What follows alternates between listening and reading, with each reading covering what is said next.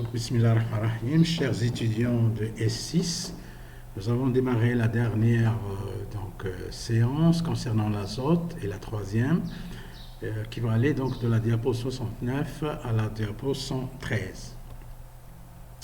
Alors, on va commencer la gestion évidemment, et là, on va parler donc de l'évolution des besoins en azote des cultures, donc en fonction du stade de développement.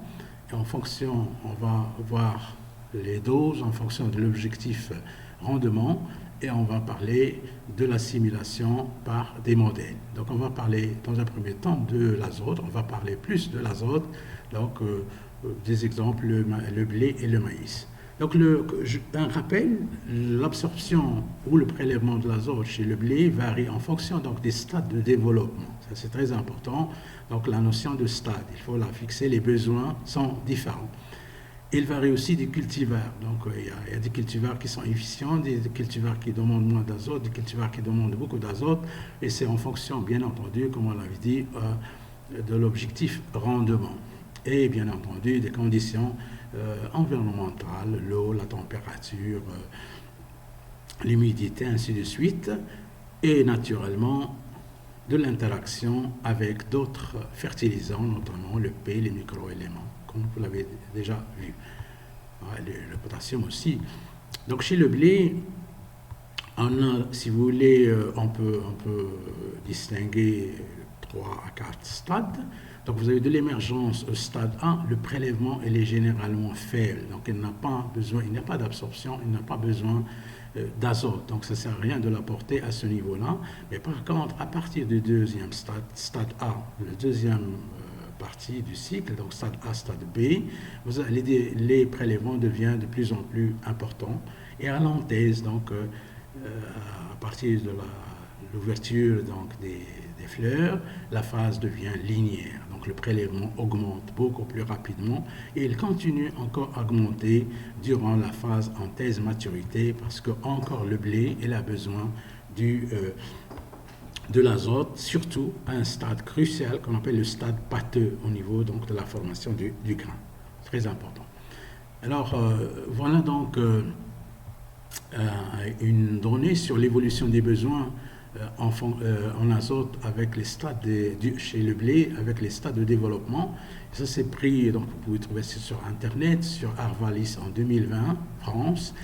Et c'est un institut donc technique agricole et si vous voulez c'est l'institut végétal. Donc il conseille évidemment les agriculteurs. Alors comme vous le voyez, les besoins azotés, regardez bien, il met en azote explose à la reprise de la végétation. Regardez bien ici, donc début à l'ast, frère, donc on commence à voir l'étoile. Et regardez là, il y a un stade très important, stade repère chez le blé qu'on appelle l'épi 1 cm. C'est un stade de repère. Regardez, avant ce stade, les besoins sont faibles. Mais à partir de ce stade, ça devient linéaire, ça augmente beaucoup plus rapidement. Et ça va culminer vers les dernières phases, là, la dernière feuille, là on va avoir la maturation, etc. Donc vous allez voir, comme vous le voyez, les besoins ils sont faibles jusqu'à 1 cm. Après ça devient linéaire, après ça augmente encore, mais ça va avoir tendance à se stabiliser. Donc il faudra, on verra le fractionnement sera abordé plus loin, on verra donc qu'il faudra, au lieu d'apporter la dose totale de l'azote, par exemple 120 kilos, il faudra l'apporter en 3 fois pour essayer de rencontrer les besoins de chaque phase. Si vous apportez tout ici, avec un peu de pluie, une grande partie va aller dans le sol, et donc ça ne va pas être utile, et puis peut-être que ça n'arrivera pas jusque-là. Donc il faudra bien fractionner.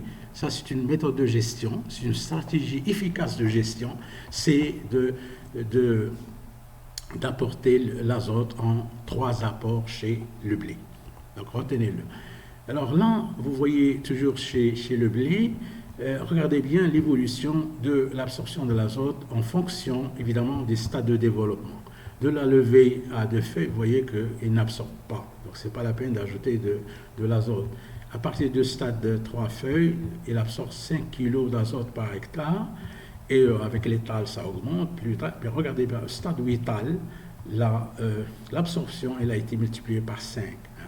Donc là, il n'absorbe pas beaucoup, donc vous n'avez pas besoin d'apporter de l'azote en grande quantité, mais là, il le faut, puisque là le besoin, il est important en azote. Donc, si vous ratez ces stades-là, vous allez avoir une mauvaise récolte. Alors évidemment, voici ça, la fertigation. On va la voir peut-être s'il y a une reprise la semaine prochaine. Donc je vais reprendre avec la fertigation, la deuxième partie du cours et l'eau. Et donc on va en présentiel si le conseiller le décide. La fertigation, c'est l'apport des fertilisants avec l'eau. Et ça, c'est un exemple qui a été pris chez la tomate. C'est un article, c'est un travail israélien. Donc je repris seulement une partie. J'ai concocté pour vous ce tableau-là. Regardez bien les stades de développement, transplantation, la phase végétative, la phase donc floraison, fructification et la phase maturation, récolte. Alors comme vous le voyez ici, donc les trois phases importantes. Et puis la transplantation, qu'est-ce que ça veut dire? Lorsque vous allez semer vos graines de tomates, bon, ils vont croître un peu, arriver à une hauteur déterminée, on va les transplanter, disons, dans la serre, et puis ça commencera la phase végétative de croissance, puis ça viendra, on verra ça en TD, Inch'Allah, donc ça viendra la phase de floraison, fructification, et puis la phase de maturation, récolte. Et regardez bien, le besoin en azote, ou l'absorption augmente d'une manière très importante. Donc, il va passer de 4 en moyenne, si vous voulez, à 8, à 10, mais ça va augmenter avec les stades. Donc, si vous n'apportez pas l'azote à ce niveau-là, à quantité suffisante, vous allez avoir des problèmes dans le rendement et dans la récolte. Mais en même temps, il faudra apporter du potassium. Regardez là, le potassium, lui aussi, il augmente d'une manière beaucoup plus importante que l'azote, et surtout dans les phases floraison, fructification et maturation. Alors pourquoi? Parce que j'avais déjà parlé de ça avant. J'ai dit que le potassium est très important dans le phloem unloading. Donc le phloem qui transporte les sucres, les assimilants qui sont fabriqués au niveau de la feuille. Et pour être déchargé du phloem vers la fructification, vers la tomate qui est un fruit, un organe de réserve, il faudra du potassium. Donc vous voyez, le potassium, il suit donc le gonflement ou bien la maturation de la tomate. Une deuxième chose, il y a un couplage entre la décharge ou le remplissage donc de ces fruits en sucre et le potassium. Donc s'il y a une mauvaise fertilisation en potassium, vous allez avoir un faible taux de sucre, si vous voulez, ça ne va pas être sucré au niveau du fruit, donc il ne sera pas rempli de sucre, et sur le plan qualité organoleptique, ce n'est pas très apprécié. Alors le phosphore, il suit un peu, mais pas d'une manière importante, de même que le magnésium. Mais retenez bien que l'azote et le potassium dans le cas de la tomate, et c'est vrai pour les autres, ça augmente, et surtout dans les dernières phases donc, du cycle. Alors la dose, comme je l'avais dit tout à l'heure, totale, elle est généralement fractionnée, c'est dans la gestion. Pour mieux gérer l'azote, la fertilisation azotée, il faudra faire donc des fractionnements, subdiviser ou diviser la dose généralement en 2 ou 3, parfois même 4 apports. Alors le fractionnement, d'une manière générale, on le fait en 1/3, 2/3 quand il s'agit par exemple de deux fractionnements. On doit apporter pour le blé 120 kg d'azote par hectare, et bien on va 1/3, ça fait 40, 2/3, et bien ça fait 80. Donc on va apporter 40 et 80. Pour le blé d'hiver, donc ça, on l'avait dit tout à l'heure, donc surtout en France, on préconise 3 apports. Premier apport au talage, deuxième apport montaison, et troisième apport éventuel court montaison. Alors, ça va dépendre de l'objectif rendement. Souvenez-vous, quand j'ai parlé de la dose de la FAO, j'ai dit ça va dépendre de l'objectif rendement. Donc, si vous voulez réaliser 80 à 90 quintaux par hectare, on préconise donc une dose de 150 à 200 kg d'azote. Mais en fait, on a défini le besoin unitaire. Les besoins unitaires, qu'est-ce que ça veut dire? C'est une sorte d'efficience. Pour le blé, il faudra 2,8 kg à 3,58 kg pour produire un quintal, donc 100 kg. Donc si vous divisez 100 kg par 3. Si je prends la moyenne pour le blé, c'est à peu près 3. Donc vous allez voir, c'était question de l'examen que j'ai posé l'année dernière. Donc vous voyez bien que l'efficience de l'azote, la quantité produite par 1 kg d'azote, elle est de 33 kg. Je ne fais que diviser que 100 par 3. Et ça me fait donc une efficience. Donc voilà, c'est pas la même chose que pour le cas du l'orge. L'orge, il demande moins. Il fait 2,5 kg d'azote pour produire 100 kg, 4,5 pour le sol, 6 pour le colza et 2,2 pour la vanne. Donc vous voyez que les besoins unitaires dépendent donc du cultivar ou de l'espèce, d'abord de l'espèce, ensuite du cultivar. Alors comment on va calculer cette dose? Cette dose à apporter, elle est en fait calculée de la façon suivante. Vous avez besoin de la culture. Le besoin de culture, c'est tout simplement le besoin unitaire multiplié par l'objectif rendement. Si vous voulez, par exemple, obtenir 50 tonnes par hectare, le besoin prévisionnel de votre culture, ça va être 3. J'ai pris tout à l'heure la moyenne. Ici, ça va être 3 qui multiplie 100. Ça vous fait 300 kilos. Mais là, vous n'allez pas apporter 300 kilos puisque le sol va vous fournir quelque chose. On l'a déjà vu, le reliquat de l'azote minéral, la minéralisation. Donc, il faudra voir l'offre que fait le sol. Et donc, vous allez retrancher de ce besoin-là pour mieux gérer. Vous n'allez pas apporter la quantité. Et comme l'azote apporté extérieurement n'est pas totalement absorbé, donc il y aura un coefficient apparent d'utilisation par lequel il faut diviser cette fraction-là. Alors ça revient à multiplier donc le besoin unitaire par le rendement objectif, moins le rendement qui est lié au sol. Je vous envoie vers le tableau de Ziadi, c'est sur le maïs, donc divisé par le coefficient apparent d'utilisation de l'azote. Alors c'est une méthode à côté de celle du bilan qui est référencée en France. Voilà la méthode de calcul de besoin donc de la culture. Alors Q, c'est le coefficient apparent, c'est tout simplement la fraction d'azote totale absorbée par la plante jusqu'à la récolte. Quand vous allez, voilà un cours pour le Maroc, il est peut-être un peu ancien, quand vous allez apporter de l'azote, seulement 50 à 60% qui est absorbé. Donc le Q, c'est soit 50%, 60 ou 0,5 à 0,6. En France, c'est nettement mieux, c'est 70 à 80 pour le maïs, forage, blé d'hiver. En France toujours, certains blés, c'est 90%, et dans le cas de colza aussi, c'est 90% de l'azote que vous allez apporter et il est absorbé. Alors évidemment, ça dépend de la nature du sol. Quand vous avez un sol sablonneux, vous allez arriver vers il n'y a pas une rétention, donc vous allez arriver à quelque chose comme ça. Si c'est une culture hors sol sur un milieu synthétique ou en hydroponie, vous allez aussi arriver à il n'y a pas de perte, vous allez arriver aussi à des pourcentages assez élevés d'absorption.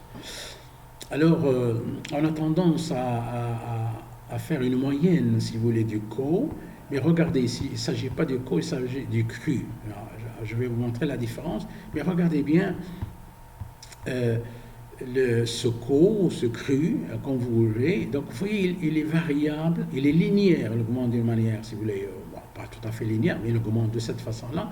Il est de 45% au stade 50% au stade talage. Il monte donc au stade épicentimètre. Vous voyez, l'absorption augmente, la courbe de tout à l'heure, et encore, il augmente à la dernière feuille, et lorsqu'il commence à avoir un remplissage. Donc, vous avez intérêt à faire coïncider l'apport. Si vous apportez beaucoup d'azote ici, il ne sera pas totalement absorbé. C'est bête. Si vous l'apportez, vous voyez le besoin, il est important ici. Ça va être absorbé. Si vous l'apportez encore ici, ça va être encore mieux absorbé. Donc, il ne faut pas apporter l'azote n'importe comment. Donc, vous avez ici le premier apport, vous avez le deuxième apport et le troisième apport. Vous voyez que c'est une gestion de la fertilisation azotée qui est. Alors maintenant, qu'est-ce que c'est que le cru, Astérix? C'est le coefficient réel. Tout à l'heure, en cours, c'est apparent, mais là, c'est réel. Donc de l'azote. Alors comment on peut le déterminer? Il s'agit toujours de l'azote qui est apporté extérieurement, ce n'est pas celui du sol. Alors, il y a beaucoup de controverses au niveau des travaux qui ont été réalisés. Est-ce que l'azote du sol, donc initialement, qui existe initialement au sol, influence ou pas l'absorption de l'azote extérieur qui a été apporté? Ben, il y a beaucoup de contradictions, enfin, les gens ne sont pas d'accord, mais il est sûr que lorsque vous apportez de l'azote extérieur, vous allez l'apporter sur une forme qui est beaucoup plus assimilable que celle qui est dans le sol. Souvenez-vous, je vous avais dit, vous avez deux fractions, une fraction labile qui est disponible rapidement, mais qui s'épuise rapidement. Et puis vous avez la fraction qui n'est pas labile, qui est beaucoup plus lente, c'est l'humus, par exemple, et ben, c'est une minéralisation, elle est lente, ça donne doucement, disons la vitesse elle est lente, ça va donner un peu d'azote, mais pas en très grande quantité, mais d'une manière continue. Donc, comment on va faire? On va tout simplement marquer l'azote qu'on va apporter, et puis là c'est l'azote N15, c'est un isotope de l'azote N14, et donc on pourra voir quelle est la quantité qui a été absorbée de l'azote qu'on a apporté. Alors ici, je vous donne quelques exemples de besoins forfaitaires, donc quel que soit le rendement, là, je ne parle pas d'objectif rendement. Alors voilà le besoin forfaitaire. Si vous voulez cultiver la betterave sécruelle, il faudra prévoir 220 kg d'azote, fourragère c'est 260, la pomme de terre 200, la tomate 300, ainsi de suite. Donc le blé 140 à 200, vous voyez qu'on est dans les normes. Ça il faut retenir, ça c'est 120, 140 à 200. Et pour la moutarde, donc 150. Alors je reviens à cette histoire de fraction et cette demande, cette variation de demande avec les stades de développement. Mais là, il y a quelque chose de nouveau dans cette figure. Le commentaire, vous l'avez ici, et regardez bien, ici c'est l'offre du sol. Ça veut dire l'azote qui provient du sol. Ça, c'est l'évolution des besoins, la courbe qu'on a vue tout à l'heure de disons l'absorption, les besoins de la plante. Ça, c'est le blé.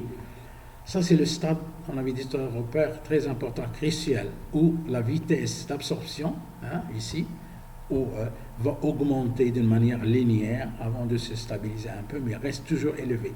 Donc, vous voyez que dans cette phase, ici, les besoins, l'offre du sol couvre les besoins de la plante, parce qu'ils sont faibles. Vous n'avez pas besoin, il a donné un peu d'azote, peut-être un peu au démarrage pour venir là, mais le deuxième, il faut l'apporter à ce niveau-là. C'est là où on commence à avoir la phase linéaire et le sol ne peut pas couvrir. Vous voyez l'écart entre les deux.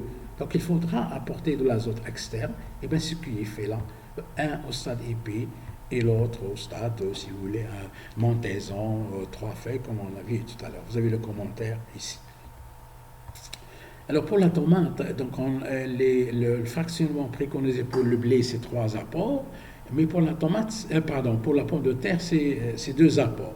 Donc vous avez soit un 50-50 à la plantation puis à la levée, soit que vous avez 2 apports, 2 tiers à la plantation et 1 tiers lorsqu'il commence à initier les tubercules. Donc pour former les tubercules et croître, il faut apporter de l'azote. Donc vous avez 2 apports en général dans ce cas.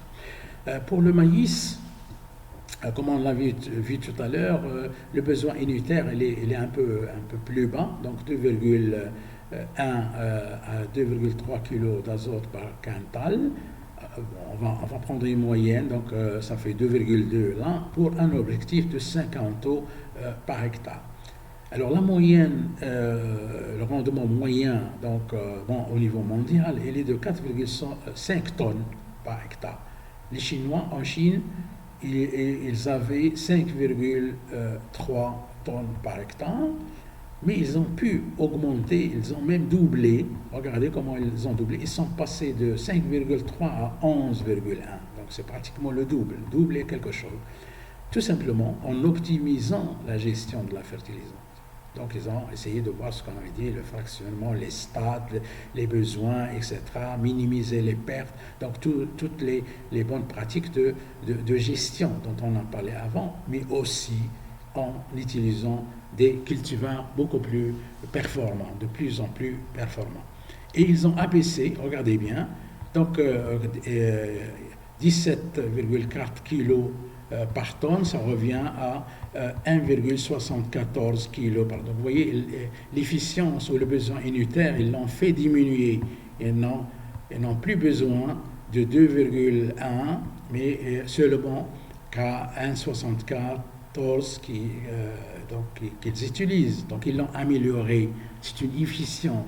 Donc ils vont apporter moins d'azote pour produire la même quantité. Donc avant, c'était 2,1 pour produire un quintal, maintenant c'est 1,74. Donc vous voyez, il y a un gain au niveau donc, de l'efficience, au niveau de l'apport de l'azote. Donc l'efficience de l'azote, elle a été améliorée. Alors je profite pour vous dire que l'azote, en moyenne, au Maroc, 1 kilo, ça coûte, j'ai vu, il y a 2 ans, ça coûtait 70, maintenant j'ai vu que c'est 82 dirhams par kilo. Et donc, si je prends le cas du blé, vous avez 3 kilos pour un quintal, pour 100 kilos. Donc, si vous multipliez 3 par 80, ça vous fait 240 kilos. Donc, pour produire 240 dirhams, pour produire 100 kilos de blé, vous avez besoin de dépenser 240 dirhams. Autrement dit, ça revient à combien? À 2,40 centimes, 2 dirhams 40 centimes pour le kilo. Alors j'ai demandé hier, j'étais à Marjan, donc c'est pas un secret, et je me suis baladé dans le rayon de farine, et les prix c'est 8, 9, 10 dirhams, voire 11 dirhams le kilo. Oui, dans lequel il y a déjà des 2,40 centimes, 2 dirhams 40 de prix d'azote. Vous n'avez qu'à rajouter les autres frais. Donc vous avez intérêt à faire diminuer cette quantité d'azote, à ne pas utiliser 3, à être plus bas.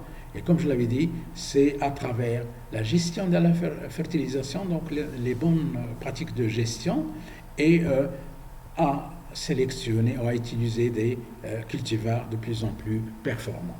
Alors pour la Chine, donc vous savez que la Chine et les États-Unis, ça ne va pas leur faire plaisir, sont des pays qui n'ont pas voulu ratifier disons la chose, c'est le climat donc de Paris, l'accord, et pour la bonne raison, parce qu'ils sont des grands pollueurs, donc ça va les handicaper. Alors en 2005, les terres arables chinois représentaient à peu près 9% de terres arables au niveau du monde, mondialement.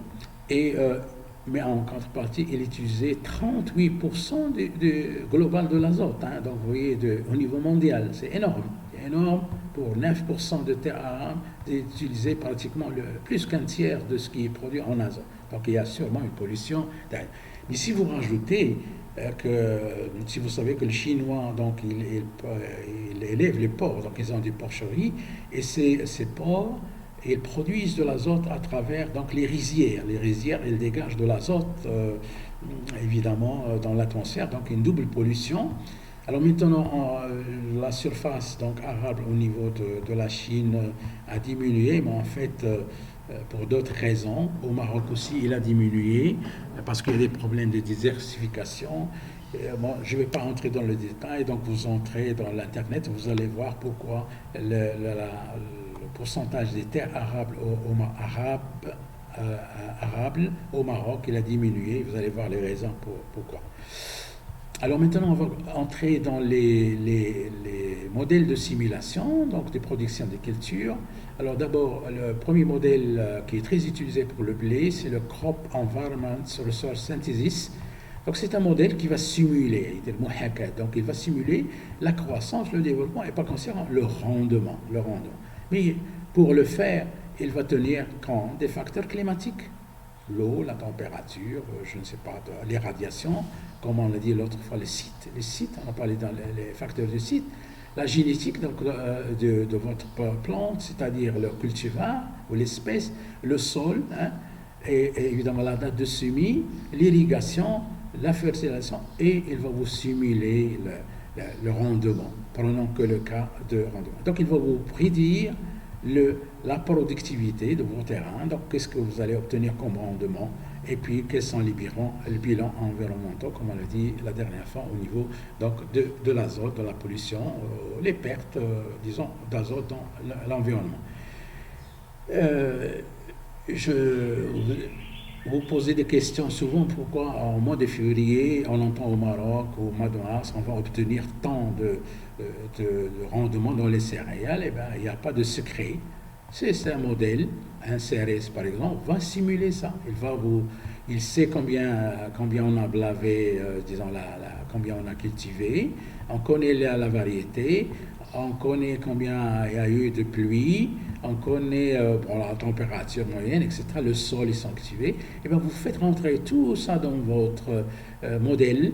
Il va vous simuler la croissance. Il y a un rapport, un indice de récolte. Quand vous cultivez le blé, c'est pour le grain, donc que vous allez mentionner. Or, il y a un rapport, donc un indice de récolte, les grains, il y a une proportion dans la biomasse qui a été produite. Il va vous dire, voilà, on va obtenir tant. Ils ont raison, parce qu'ils vont le simuler, donc il n'y a aucun problème. Et qui peut être modifié, donc s'il n'y a jamais des changements, on va faire rentrer les paramètres, et puis à nouveau le modèle, il va tourner, il va vous sortir, mais en général, il ne change pas beaucoup, parce qu'il y a une moyenne. Alors voilà, je vous donne ce que le modèle pourrait simuler.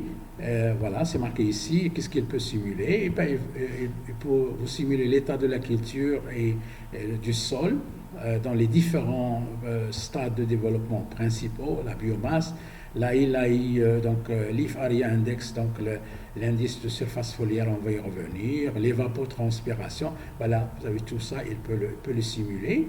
Les développements, donc les variables de croissance, évidemment, et de développement en fonction tel que, par exemple, la date de floraison. Et on peut le savoir pour le modèle. On va voir l'exemple tout à l'heure. Et différentes choses. La biomasse, j'ai parlé tout à l'heure de la biomasse. Quand est-ce qu'on va voir la consommation de biomasse, la teneur en azote de la biomasse. Donc, vous voyez, tout ça, on peut le savoir. Et puis, au niveau environnemental, les stress, moi je ne sais pas, le maximum de température, minimum de température, les radiations solaires, photopériode. Donc le modèle, il va faire tout cela.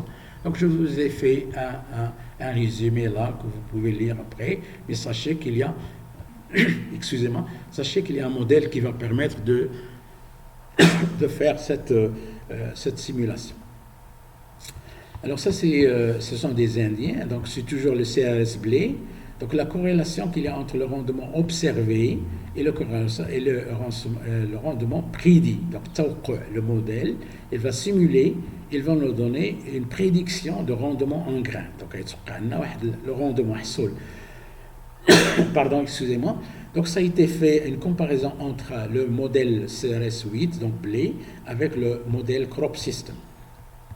À 3 régimes, parce que je vous avais dit que l'azote et l'eau, ce sont les 2 facteurs importants donc, dans la production et donc, dans le rendement pour les cultures.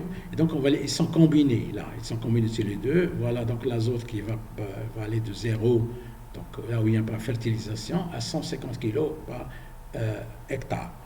Et regardez bien. Ici, c'est le rendement observé. C'est à la fin de la récolte, on a regardé le rendement. Qu'est-ce qu'on a obtenu? Et ça, ce qui a été prévu par le modèle. Pour le modèle Crop System, vous voyez que les linéaires, il y a une corrélation linéaire, c'est-à-dire à peu près, à quelque chose près, ce qui est prévu par le modèle est observé sur le terrain. J'ai parlé tout à l'heure du mal. La même chose ici, il n'y a pas beaucoup de différence, sauf qu'ils sont un peu rassemblés là, mais vous voyez que c'est pas loin de cette droite. Ils ne sont pas loin, ils sont un peu au-dessus, un peu au milieu, un peu dessous, mais c'est bon. Vous voyez que ça, c'est une bonne prédiction. Mais elle est meilleure, à mon avis, pour celui-là. Mais ce n'est pas grave, les 2, c'est la même chose, disons que c'est bon. Ici, c'est la biomasse. Alors là, il y a un problème avec la biomasse. La biomasse, en général, il n'y a pas une très bonne corrélation. Ça se corrèle à 80-90, on l'a observé chez la tomate. Et là aussi, c'est la même chose. Donc, le modèle, en tournant, en faisant entrer tous les données, pardon, toutes les données dans le modèle, donc il y a les entrées et il y a les sorties. Donc, il vous sort en prédiction la biomasse. Et regardez bien, il y a quand même un petit écart. Donc, pour le crop system, c'est bon. Mais pour le Series 8, vous voyez que les valeurs s'écartent un peu de cette droite. C'est pas très linéaire. Hein, donc, bon, mais c'est bon quand même. Hein, c'est à cause de la biomasse qui ne se corrèle pas bien. Alors, on va continuer toujours avec le CRS blé. Regardez, là, il y a trois phases, si vous voulez, les apports aussi de l'azote.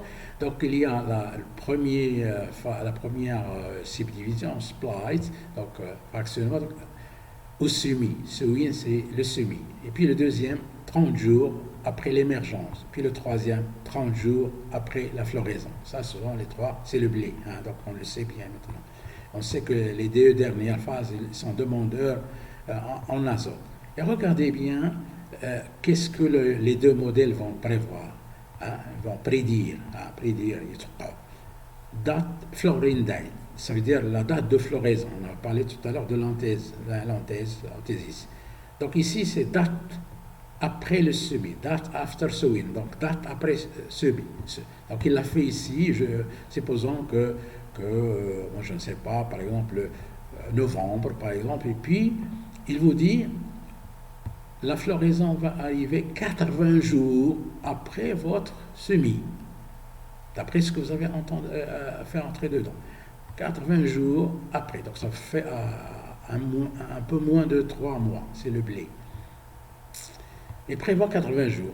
Le crop system, lui aussi, il prévoit 80 jours. Qu'est-ce qu'on observe sur 82? Donc ils sont à 2 jours près, c'est vraiment d'une haute précision, ce modèle. Et puis le fill-in grain date, donc la date de remplissage, j'ai parlé tout à l'heure, le grain, donc il va vous dire, il va survenir à 93 jours après votre semis. Donc à peu près 3 mois et quelques jours. C'est le cycle du blé, hein, 3 mois, 4 mois, 3 mois en général, 90 jours. Le cycle, le crop system, il vous dit 82 jours. Qu'est-ce qu'on observe sur 92? Donc vous voyez, c'est de la haute précision. Et moi, je peux continuer le rendement en grains, c'est ce que vous allez obtenir, mahsoul. Ici, à peu près, c'est 5000. Là, c'est 5000. Là, c'est 5000. Donc vous voyez, il donne, c'est précis. Mais au niveau de la biomasse, comme je l'avais dit tout à l'heure, ça, c'est pas très satisfaisant. Vous avez 9600, 11 000 pour l'autre et 12 000 observés, 12 900. Donc, vous voyez, ce modèle-là sera les prévisions, ce qui a été prédit par Crop System sont proches de ce qui est observé. Moi, j'ai tendance à dire que Crop System, il est plus performant et il faut les calibrer pour les utiliser. Ça, c'est les statistiques. Mais Leaf Area Index, donc mètre carré de feuilles par mètre carré de sol, vous voyez, c'est à peu près la même chose. Donc 3, c'est un peu plus bas. Mais là, elle prévoit un développement c'est avec la biomasse, bien sûr, 3,96. Et ce qu'on observe sur le terrain, c'est 4,03. Donc c'est pratiquement 4. Donc vous voyez, c'est vraiment très, très précis. Alors, je vous donne la définition, mais on va la revoir après. Donc, l'indice de surface foliaire, c'est tout simplement le rapport entre le total de la surface foliaire sur le sol. Donc, lorsque la culture va commencer à augmenter, elle va couvrir de plus en plus le sol. Donc, vous faites la projection et vous allez avoir cet indice. C'est un indice, donc un ratio, la ratio, on dit en anglais, donc de l'indice foliaire. Donc, c'est un bon indicateur, donc c'est un bon indicateur de la croissance. Il va varier de 0 à 8, donc ici c'est 4, donc c'est bon, c'est la moyenne. Donc, il est un bon indicateur de la croissance et de la biomasse et de la densité de peuplement. On va voir l'indice de végétation qui peut être déterminé par les satellites. On va le voir dans la deuxième partie du cours, Inch'Allah. Et vous allez voir que tout deviendra compréhensible pour vous. On peut suivre le développement des cultures, ces paramètres, si vous voulez les mesurer, soit par des satellites, soit par des drones, soit par des systèmes embarqués sur tracteurs, sur drones, sur satellites. Donc, on peut faire ces différentes mesures. Alors, je reviens à cette histoire donc, de fractionnement. Donc, vous voyez, on donne beaucoup plus de temps au fractionnement, qui est un outil très important pour gérer la fertilisation. Et à nouveau, on va comparer le Series 8 blé donc, avec le crop system. Là, il y a L'azote, donc on utilise trois doses d'azote, 120, 150 et 180. Et le rendement grain donc, qui est prédit là, hein, pour le premier modèle et le deuxième modèle en fonction donc du fractionnement. Pour ce qui est en noir, c'est 3 fractionnements.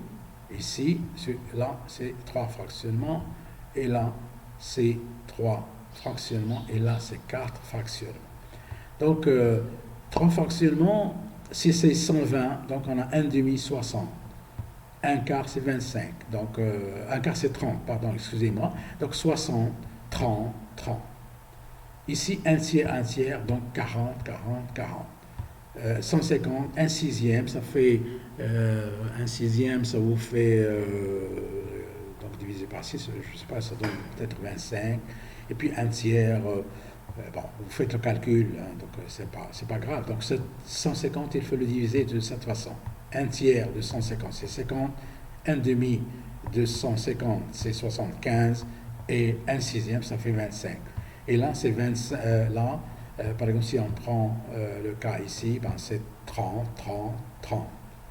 Si on prend là, ça fait 25, un peu plus. Hein, donc, vous divisez par 4. Ce n'est pas ça qui est important.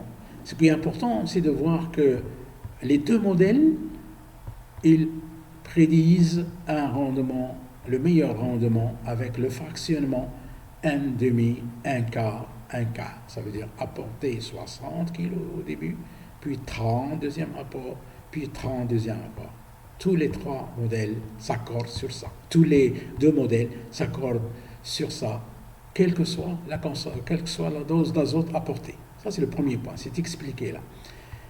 Et puis, on voit un deuxième apport, donc celui-là, 40-40, c'est celui-là, il est bon aussi. Hein, il est bon, il est moins bon que le premier, mais il est bon aussi. Hein, la même chose, là. Le problème, il est avec un sixième, un tiers, comme le voilà. On voit là. Hein. Donc voilà les 3 prédits. Bon, pour celui-là, c'est un peu mitigé. Donc, d'une manière générale, bon, le modèle CRS, il s'accorde les deux sur ça, un peu celui-là. Donc, c'est un peu mitigé pour les 2 autres.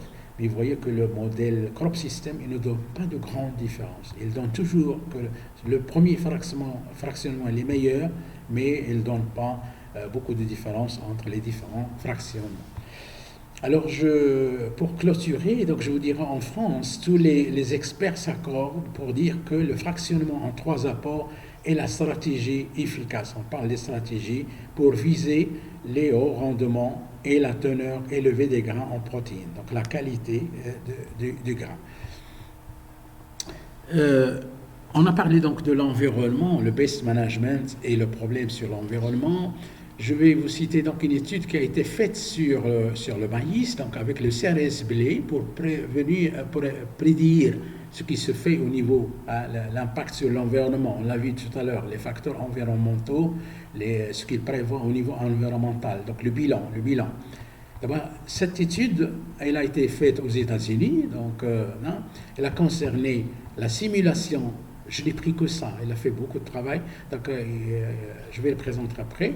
Donc il a simulé que le rendement en matière sèche, dry matter yield, donc le rendement en matière sèche, mais il l'a simulé, hein, donc il a calculé, c'est calcul.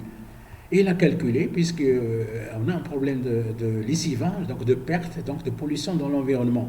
Donc il l'a simulé aussi. Donc voilà la dernière partie des modèles CRS, donc au niveau de l'environnement. Alors, il y a quelque chose qu'on a déjà vu. Ici, on varie les doses, donc en azote, 100, 200, etc. Et il y a quelque chose qu'on a déjà vu, la courbe, elle augmente beaucoup plus rapidement au début, la production, mais après, ça va se stabiliser, plateau. Donc, ça ne sert à rien d'augmenter à 300, à 400, à 500, ça n'augmente pas. Ça, on l'a déjà vu, il l'a revu. Mais par contre, plus vous augmentez, plus vous apportez de l'azote, plus l'azote sera lessivé.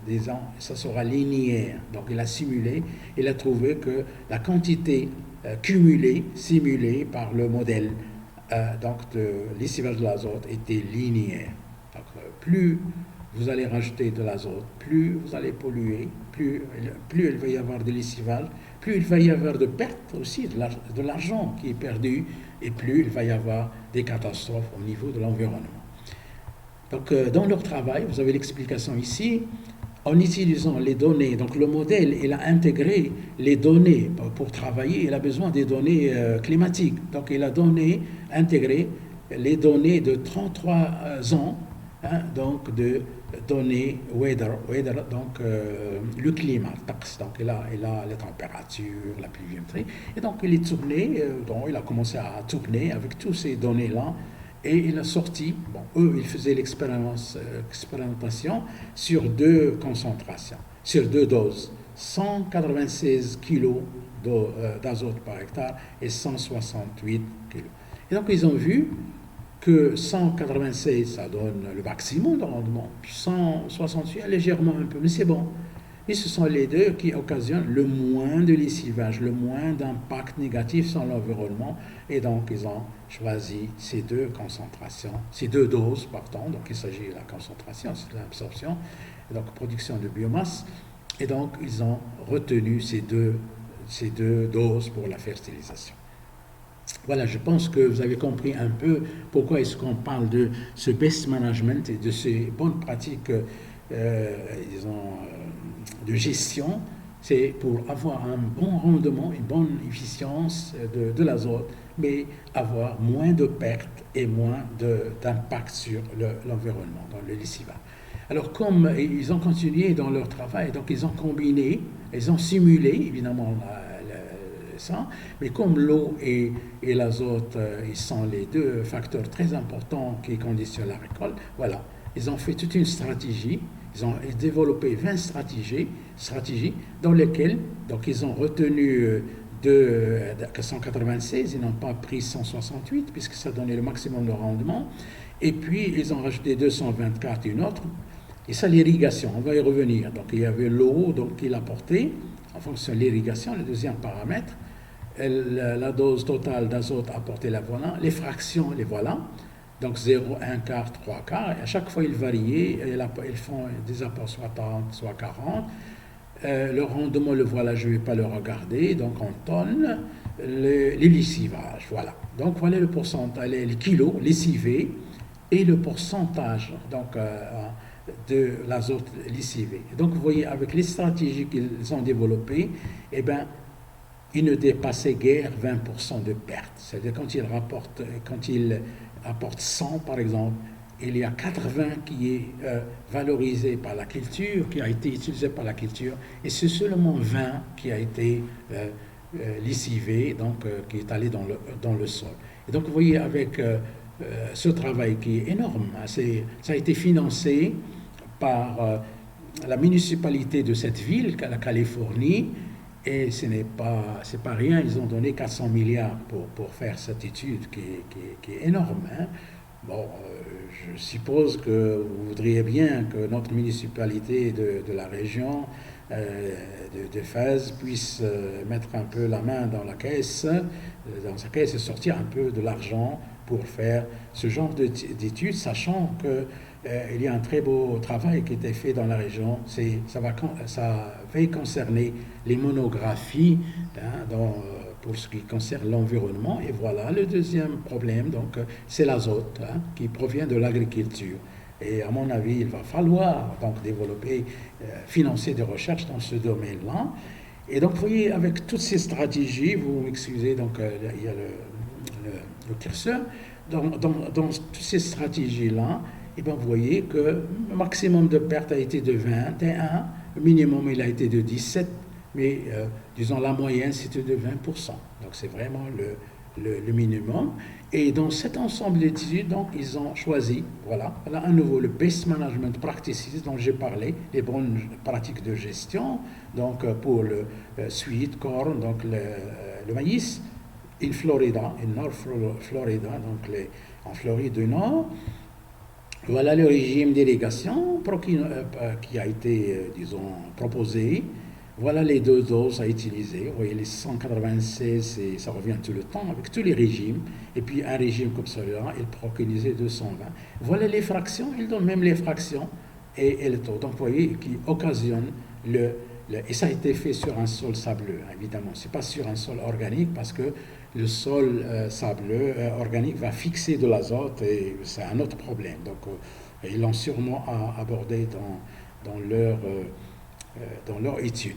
Donc, vous voyez qu'en fin de compte, ils sont arrivés par une stratégie, par un best management, en fait, une bonne pratique agricole, qui consistait à apporter à l'irrigation de cette façon-là. On va voir cette histoire de MAD à la fin, et à donner l'azote maximum, donc disons en optimum de 196, maximum de 124, c'est pas 300, c'est pas 400, et voilà, ils vous disent comment il faut l'apporter. Voilà, les fractions, et vous voyez que la fraction 1, disons ici c'est deux apports, 0, 1 quart et 3 quarts. Donc pour le maïs, c'est préconisé que deux apports, donc 1 quart, 3 quarts, 1 tiers, 2 tiers, 1 quart, 3 quarts, 1 tiers, 2 tiers, 1 quart. Donc vous voyez, le 1 quart, 3 quarts, ça revient pratiquement tout le temps. Et je crois que ça valait la peine de financer une telle étude, ne serait-ce que pour l'environnement. Donc, moi, je suppose que la municipalité il s'intéresse beaucoup plus au problème de l'environnement qu'au problème de l'agriculture. Voilà. Alors évidemment, je ne sais pas si vous vous rappelez dans les stratégies, j'avais présenté un tableau la semaine dernière, donc les stratégies, et il y avait dans la stratégie, donc il y avait la rotation des cultures. Alors voilà le blé, donc il a été en rotation blé-riz, blé cotonnier, blé mil et blé haricot. L'haricot est une légumineuse qui apporte l'azote donc au sol. Fractionnement, ça a été un tiers, voilà les stades, donc les stades ils sont là, et vous voyez à nouveau le fractionnement, 3 apports, il est le plus préconisé pour le blé. Donc ça, il faut retenir, peut-être que vous aurez... Alors c'est un autre travail qui est fait par d'autres chercheurs, et regardez bien, je ne vais pas revenir, donc ils ont apporté l'azote, 120, 150, 180, les rotations de culture, les voilà. Donc, ils n'ont pris que 3 au lieu de 4 rotations qui sont là. En tout cas, c'est moi, j'ai sélectionné que ce tableau-là. Le nombre de talles, voilà, il vous le donne. C'est quelque chose qu'on n'avait pas vu avant. La biomasse, le rendement, vous le connaissez, donc je ne reviens pas sur ça. Mais je reviens sur le paramètre de qualité. C'est le paramètre de qualité. Je vous avais dit tout à l'heure, on a parlé de 3 apports, et qui donnait le meilleur rendement et la meilleure qualité, puisque vous allez avoir la meilleure teneur en protéines, parce que dans le blé, il y a aussi des protéines. Il y a du sucre, bien sûr, l'amidon, mais il y a aussi des protéines. Bon, donc il faut avoir un peu de soufre. Et donc, voilà. La qualité, elle a été mesurée, en fait, par la teneur en protéines, la teneur en azote qui n'est pas bien, il ne faut pas avoir beaucoup d'azote, la dureté, donc hardness, donc la dureté, et puis le Chapati score. Je vais dire un petit mot tout à l'heure. Donc regardez là les paramètres de qualité, parce que ça ne sert à rien de produire 100 quintaux si votre blé n'a pas les qualités commerciales qu'on demande. Alors, regardez... il ne faut pas oublier, j'ai parlé dans l'objectif, il y avait pour la dose, pour le choix de la dose, il y avait l'objectif, donc rendement, combien on veut, et puis il y avait l'économique et les commercial. Et par exemple, pour le blé panifiable en France, il y a une dose bien déterminée. Le pain panifiable, c'est qu'on va utiliser en boulangerie. Donc, on fait une fertilisation déterminée, on ne fait pas n'importe quelle fertilisation. Il ne faut pas chercher à avoir un rendement élevé si vous perdez en qualité. Donc, je vais dire juste un petit mot ici. Donc, la teneur en azote en protéines des récoltes peut être une condition d'accès au marché. Donc, sinon, ça ne va pas être vendu. Si votre blé n'est pas riche en protéines, en général, c'est 11%, 12%. Donc, vous voyez, c'est à peu près dans les normes. S'il ne contient pas beaucoup de protéines, les gens ne vont pas l'acheter. Ça, c'est sûr. Maintenant, si votre blé, farine au supermarché n'a pas les qualités panifiables, par exemple, au Maroc, on dit le melaoui, on fait le melaoui. Donc, si il ne s'apprête pas à à ce genre de préparation marocaine, évidemment, le melawi, le baghrir, je ne sais pas, le rêve, par exemple. Si ça ne paraît pas ça, les gens ne vont pas l'acheter, donc il y a un problème. S'il y a beaucoup d'azote, c'est un problème nocif. Vous savez que l'azote, il est nocif aussi pour le corps humain. Et puis je vais parler de chapati score, c'est un peu l'histoire de melawi que j'ai cité tout à l'heure. Alors c'est indien. Le chapati, c'est tout simplement le pain un peu qu'on met entre les mains, un peu fin, et qu'on fait cuire un peu. Je crois que vous le tapez sur l'internet chapati, vous allez voir un pain qui ressemble un peu au melawi marocain, mais c'est pas tout à fait la même chose. Et donc c'est un critère.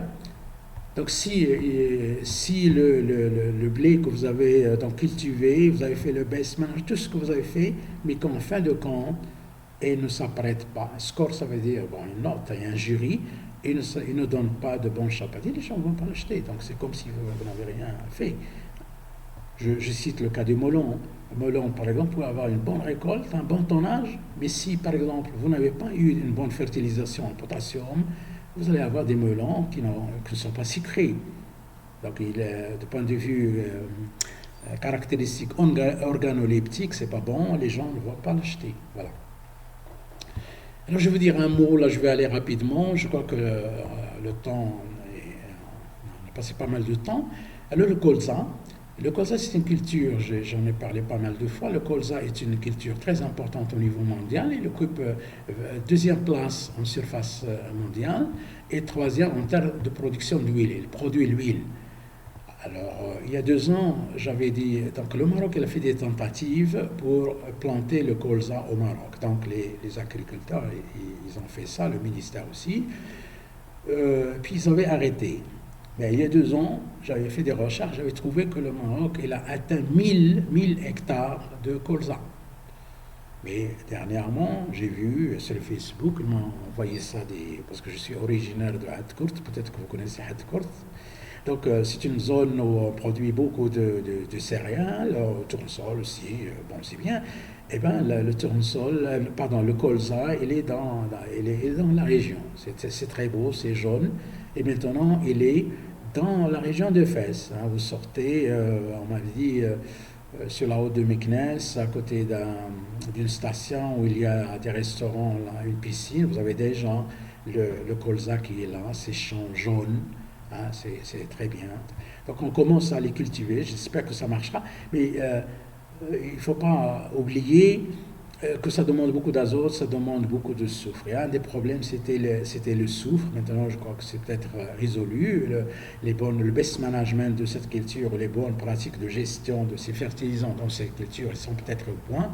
Et je ne peux que saluer les gens qui font beaucoup d'efforts parce que c'est une culture qui produit de l'huile, qui est comestible et qui est aussi un biodiesel, bio-kérosène. Ça s'utilise dans les avions aussi. Donc, quand même, c'est bien. Hein.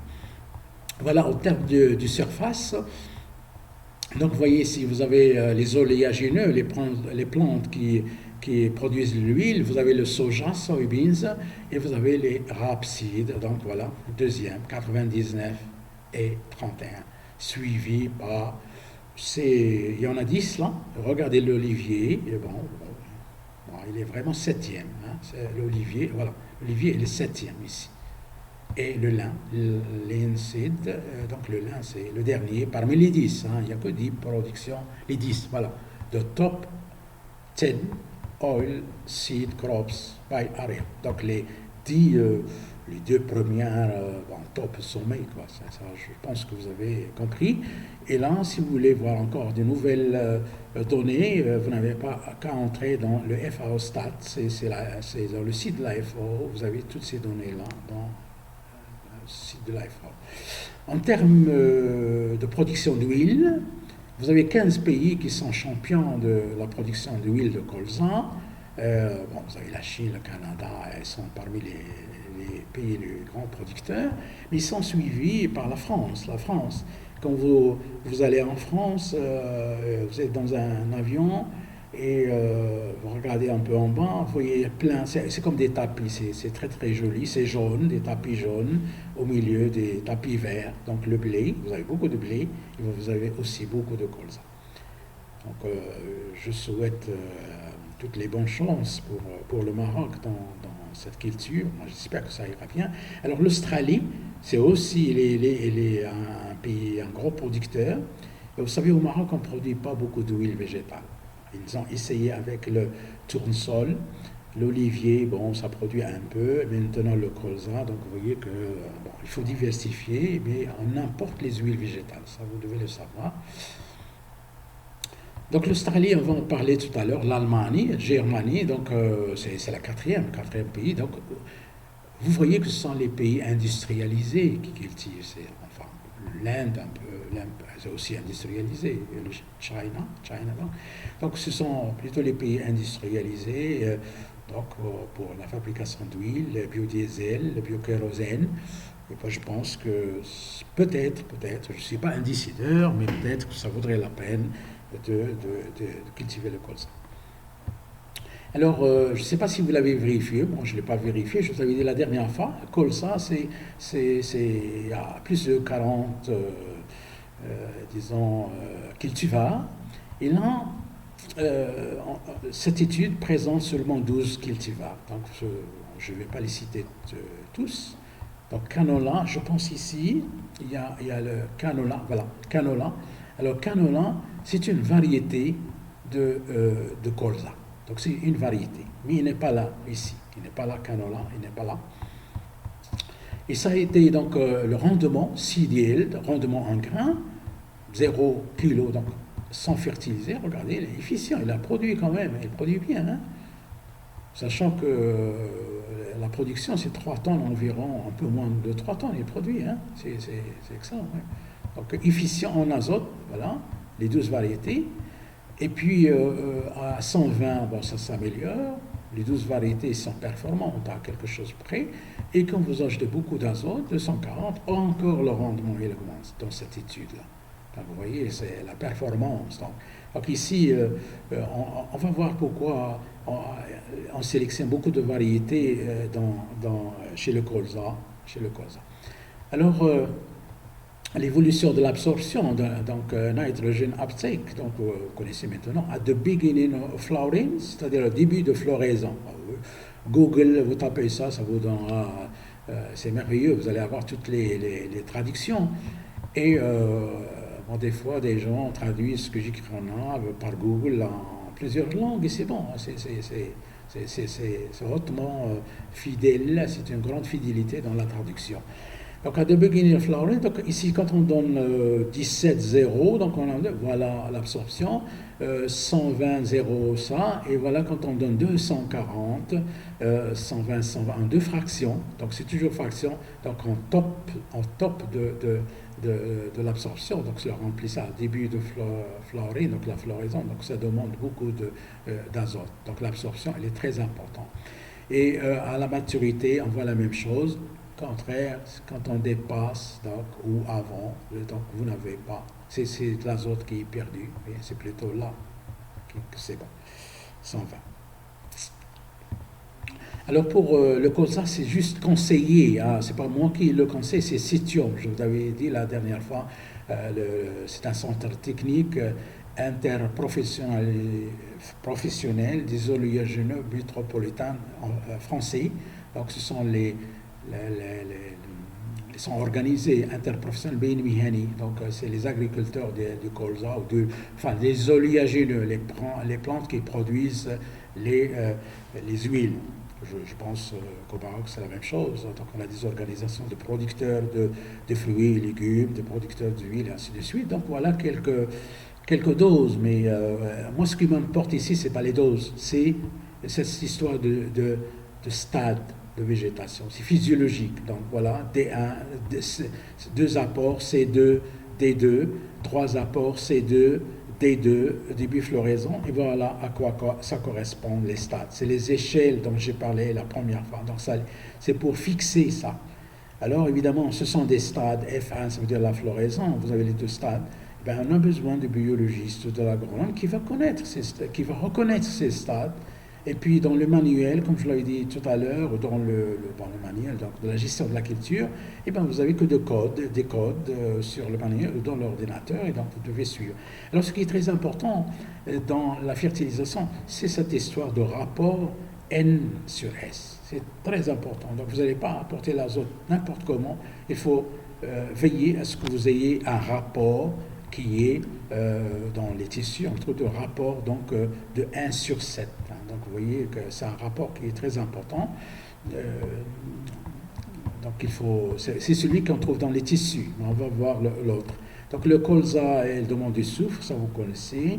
Et il faudra optimiser la demande en soufre, comme on l'a fait pour l'azote, comme on le fait pour l'azote, évidemment. Et la notion de cultivar, elle est aussi importante dans cette stratégie. Alors voilà, donc je vais parler un peu de la soufrée, donc la fertilisation soufrée. On a parlé assez de l'azote, et les Canadiens, les Australiens vont en parler maintenant. Donc le stade bouton-floraison, qu'on a vu tout à l'heure, hein, donc qui est sensible à la déficience en soufre. Il faudra que le soufre soit disponible à certains. D'ailleurs, les fleurs, ils sont jaunes, et jaune, ça veut dire qu'ils accumulent du soufre. Donc, il le faut, en plus de protéines. Donc si vous ne l'avez pas, s'il y a un problème, il faudra corriger. Il faudra veiller à ce stade qui est très sensible. Sinon, il va y avoir de problèmes. Alors, généralement, le soufre, il est absorbé sous forme de SO4. Il a un KM. Donc, souvenez-vous de la courbe de Michaelis-Menten. Vous avez Vmax, un demi de Vmax qui détermine le KM. Donc, il a une bonne affinité, le KM, donc pour le soufre, donc à faible concentration.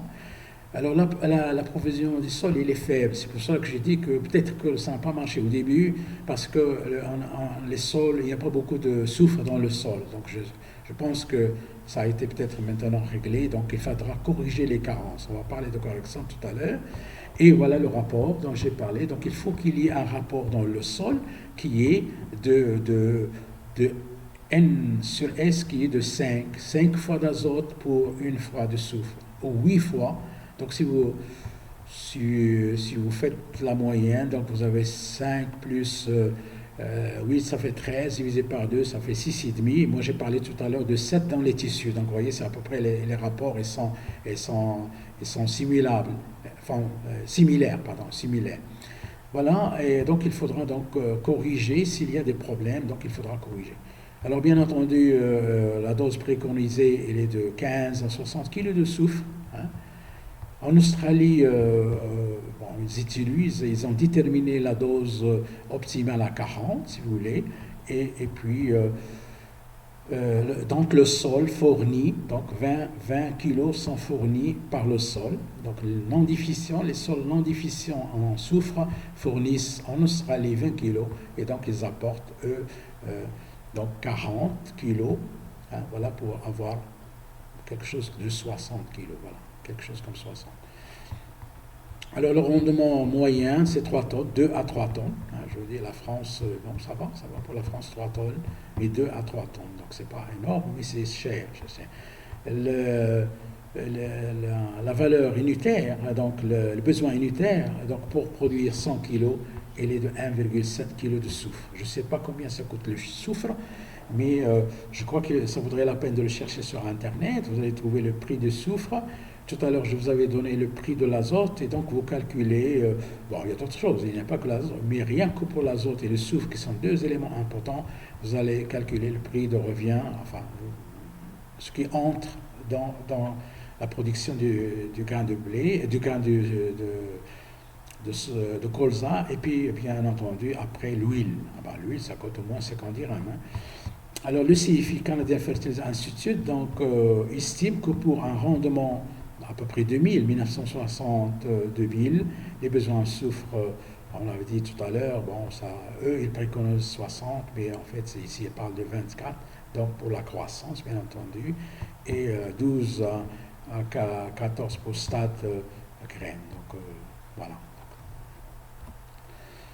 Alors je reviens, on est toujours dans le cas de colzan soufré, excusez-moi, donc c'est la fatigue, hein, il reste encore 12 diapositives, voire plus, hein, donc je vais aller rapidement. Voilà les variétés, 4 variétés, et on fertilise le soufre, donc on va aller jusqu'au 15, et le rendement, vous voyez que cette variété est la plus performante, et celle-là aussi la plus performante, en résumé. Voilà le colza, voilà cette fameuse plante qui est là, le colza.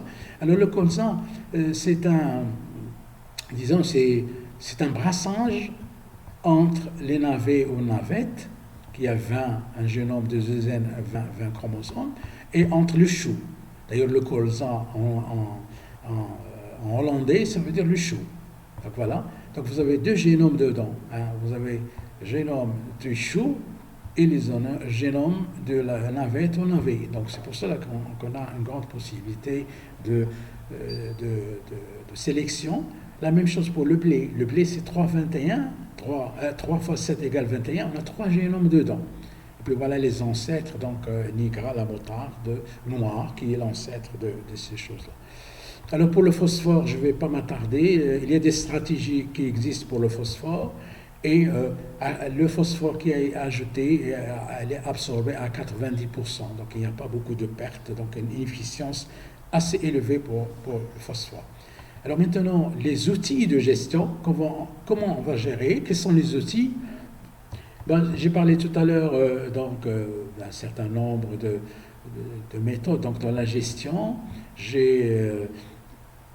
On a parlé des bonnes pratiques. Maintenant, quels sont les outils? Il y a des outils, en fait, des outils qui sont un peu lourds et des outils qui sont des gadgets, des appareils simples qu'on peut porter, utiliser dans le terrain.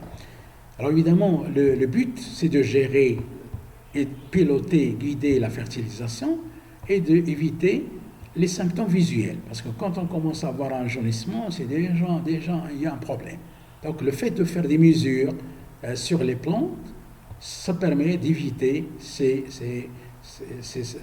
carences. Et d'apporter aussi le fertilisant au moment où il faut. Donc avant, anticiper les carences. Alors vous avez 2 éléments très importants, 2 outils, c'est l'analyse foliaire et l'analyse du sol. Donc vous allez me dire, mais c'est ce qu'on fait. Alors sauf que l'outil, donc l'analyse foliaire, c'est un outil destructif. On va détruire la feuille. Et puis il est un peu lourd, donc il faut ramasser les feuilles, il faut faire un échantillonnage, on a parlé de ça la dernière fois, ramener ça au laboratoire, faire la digestion, la calcination, et puis faire le dosage avec les spectrophotomètres à flamme, ou l'ICP, ou la spectrophotomètre à absorption, disons l'absorption atomique. Donc il y a plusieurs appareils, ou même colorimétrique, ça dépend. Et je parle ici du fertilisant, hein, donc dans le sens général, et c'est pas une mesure instantanée. Il faut attendre, c'est un peu fatigant, il faut attendre 1 ou 2 jours pour avoir les résultats. Le sol, lui aussi, c'est un problème. Donc c'est la même chose. Donc il faudra l'échantillonner. Il y a une variation spatio-temporelle, donc dans l'espace et dans le temps. Moi, je ne sais pas, il y a des collines, il y a des bas, ainsi de suite. Donc vous n'avez pas la même constitution. Donc il faut établir une stratégie d'échantillonnage. Donc c'est lourd. Il faudra les prélever. Il faudra, je ne sais pas, minéraliser et après faire mais c'est de loin, ça c'est une question d'examen, de loin les 2 analyses, les 2 outils les plus fiables. Ils sont un peu compliqués, mais c'est bon, c'est ce qui est fiable. Alors, j'ai parlé l'autre fois des cartes de sol, donc il faudra établir des cartes de sol, comme je l'avais indiqué l'autre fois avec les 2 thèses des françaises. Donc, quand on fait des études, on fait des modélisations, on fait des analyses, on peut donc connaître quelles sont les disponibilités, les biodisponibilités au niveau des sols. Donc on peut les suivre, on peut gérer la fertilisation, on connaît ce qu'il y a dans le sol. Et si on a une carte, par exemple, il va y avoir des verts pour des sols non déficients, des jaunes pour les sols peu, il faut faire attention, il faut ajouter et des sols par exemple rouges, où vraiment c'est difficile, il faut absolument fertiliser. Donc vous voyez, on peut avoir des cartes comme ça. Alors, à la place de ça, des outils simples ont été développés, et parmi lesquels je vais vous citer, par exemple, le SPAD 502. Il va mesurer la chlorophylle, c'est un petit appareil portatif, donc il va mesurer la chlorophylle, donc la photosynthèse, c'est un indicateur. Si vous n'avez pas de chlorophylle, ça veut dire qu'il y a un problème, peut-être des problèmes de magnésium, problème d'azote, peut-être des problèmes, je ne sais pas, de fer. Et donc c'est un indicateur de la santé de la plante. Et la photosynthèse ne sera pas non plus meilleure, on verra tout à l'heure avec le fluoromètre.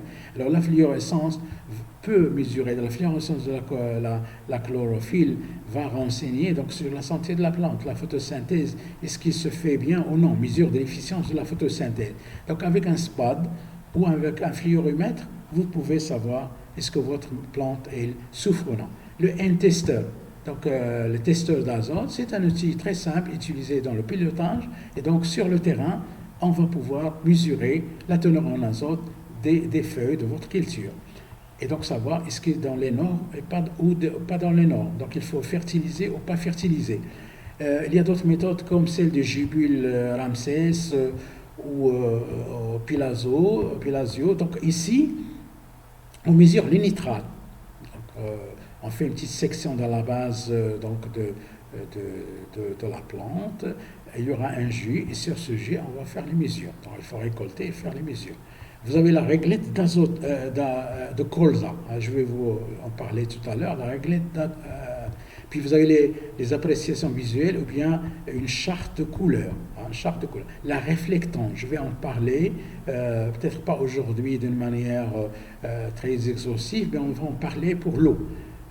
Voilà, donc, alors ici, je vous renvoie sur ce site, vous allez voir qu'il y a un tableau qui vous montre les études disponibles pour le pilotage de la fertilisation, et les cultures dans lesquelles on l'utilise, et puis les organismes qui le proposent, qui le cautionnent.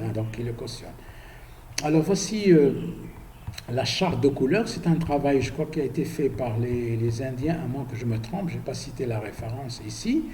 Et en fait, le score, à nouveau, donc ces couleurs, c'est une appréciation donc, des couleurs. Et ça, le cycle date après semis, et donc voilà, normal. La couleur, vous voyez que ça change, ça va diminuer, ça change la couleur. Donc il y a un score, voilà, 3, 4, 5. Et puis voilà, il augmente avec l'azote, 40, 120, etc. Donc il y a ça, un travail qui a été fait, je ne crois pas les Indiens, à moins que je me trompe. Mais le plus important, c'est cette courbe. Je crois que je l'avais donné une fois l'examen. C'est ce que ces chercheurs, donc, ils ont établi une corrélation entre le leaf chart color, donc les couleurs, la charte de couleurs qu'ils ont fait sur le terrain.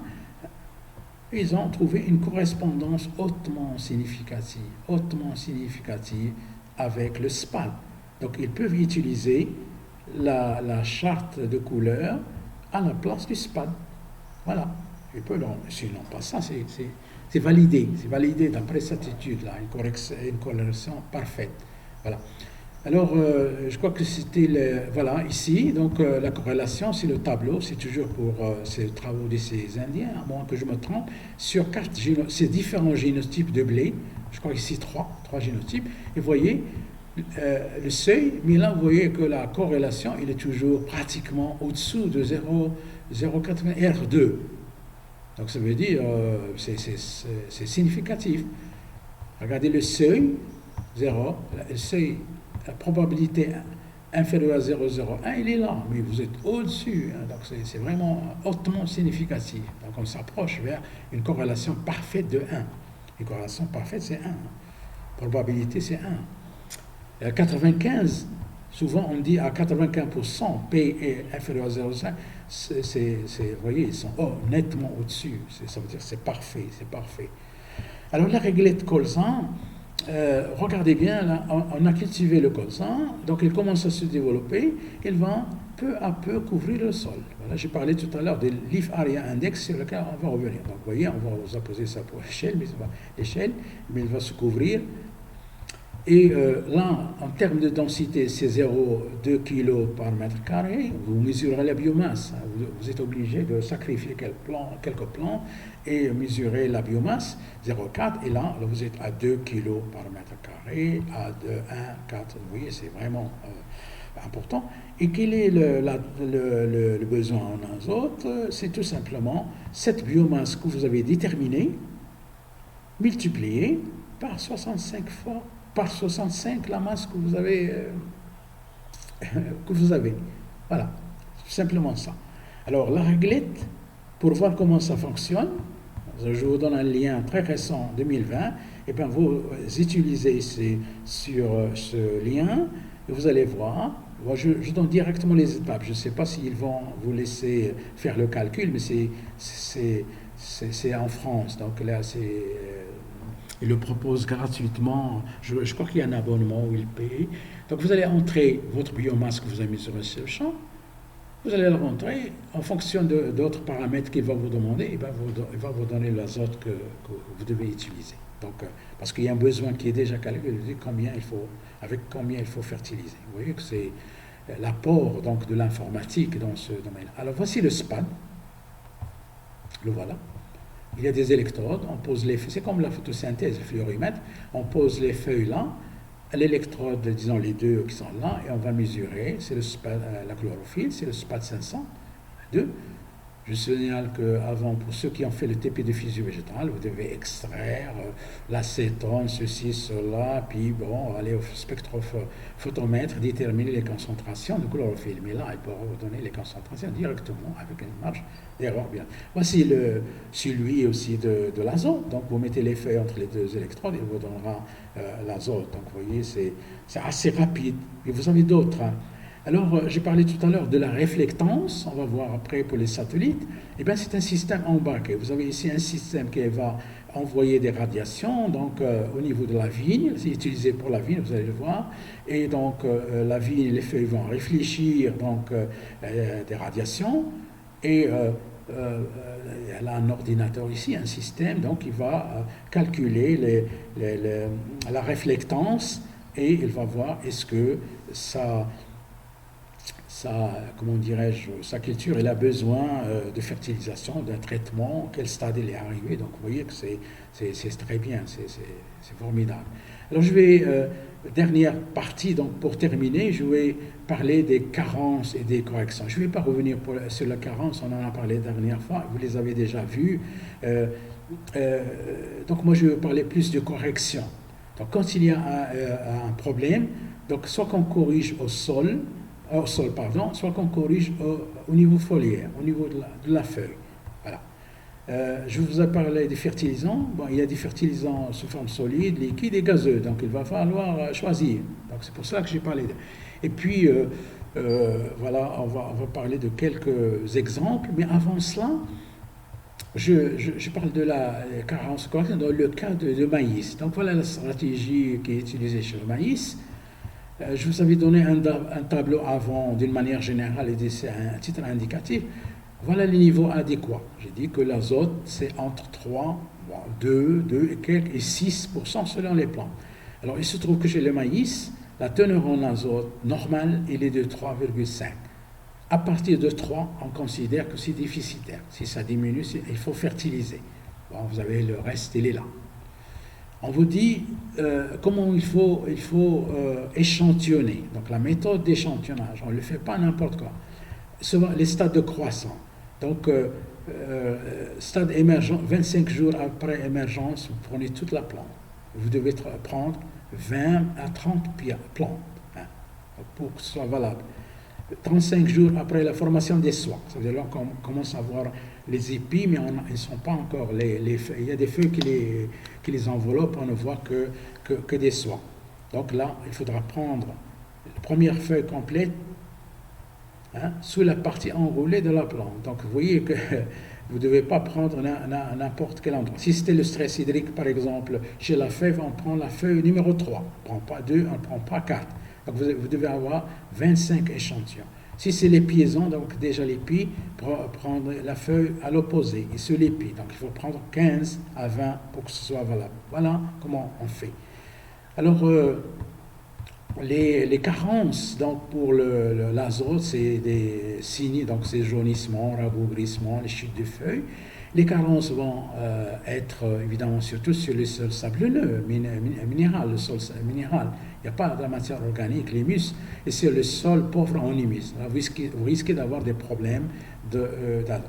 Ou dans les sols où il y a de l'eau. Ça, c'est une question que j'ai posée l'année dernière. Enfin, cette année, au début, c'était en retard. Donc, quand il y a de l'eau, vous avez un problème de la minéralisation. Les micro-organismes ne fonctionnent pas bien, il y a des problèmes, donc ils ne peuvent pas vous donner des nitrates. Donc, il faudra drainer. Le blé, il est très sensible à l'eau. Quand il y a beaucoup d'eau, engorgé d'eau, il va jaunir. Alors, comment il faut faire? Correction. Il faut apporter l'azote au niveau foliaire, donc quelque chose qui sera absorbé au niveau foliaire. Sol, c'est un peu difficile, il faut voir comment vous allez l'apporter, mais c'est surtout améliorer le drainage. Donc ça veut dire il faut faire chasser cette eau pour que la minéralisation reprenne et que le blé reprend sa force. Les phosphores, donc je vous laisse lire ça, vous allez avoir un problème dans les sols acides ou dans les sols alcalins. Nous, on a des sols alcalins, donc on va avoir des problèmes de phosphore. C'est pour ça qu'on fertilise dès le départ le superphosphate et on corrige le pH. Il faudra corriger le pH s'il est trop alcalin ou s'il est trop acide. Donc, c'est facile, quand il est acide, on va mettre de la chaux gire et donc ça va augmenter, c'est le cas, le calcium, ça va augmenter le pH. Le potassium, c'est sur le sol argileux, ça va être fixé sur le sol argileux, c'est négatif. Il faudra l'apporter par la pulvérisation donc, du sulfate donc, de potassium à 2%. Voilà comment on corrige.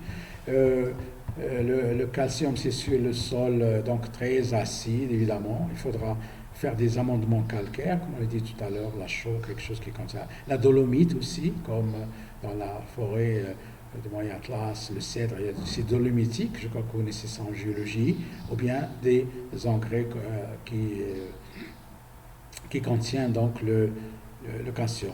Le magnésium, c'est la même chose, donc carence sur sol acide, pauvre donc en calcium. Correction, il faut apporter la kieserite. Voilà, la kieserite, ça apporte du magnésium. La dolomie, nitrate d'ammonium, donc vous voyez, voilà ça là. Je ne vais pas trop m'attarder sur ça. Le soufre, j'en ai parlé tout à l'heure, donc il faudra, c'est sur les sols sablonneux, j'ai dit ça tout à l'heure, et sol humide non bien fertilisé, donc s'il y a de l'eau, là aussi vous allez avoir un problème de la production du soufre, vous allez avoir du H2S, donc en aérobiose, vous pouvez avoir de H2S, et donc il faut veiller à avoir ce rapport dont j'ai parlé tout à l'heure, 5-1. Donc il faut avoir 5 unités d'azote contre une unité de soufre. Et l'apport, évidemment, c'est par des engrais soufrés, sulfate d'ammoniac ou le superphosphate ou sulfate de potassium. Je pense qu'on va clôturer avec cette dernière diapositive. Pour le faire, c'est le sol alcalin. Vous l'avez vu, ça en TP. Donc, il faut l'apporter sous forme chélatée. Donc, la forme chélatée, là, voilà.